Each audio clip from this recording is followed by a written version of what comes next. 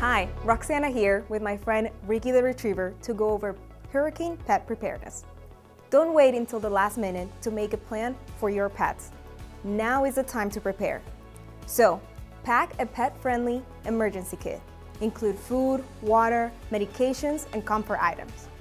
Know your shelter options. Not all shelters accept pets, so research pet-friendly shelters and hotels in advance. ID a microchip. Ensure your pet has an ID tag and an up-to-date microchip. Transportation plan. Have a safe transport plan and carriers ready.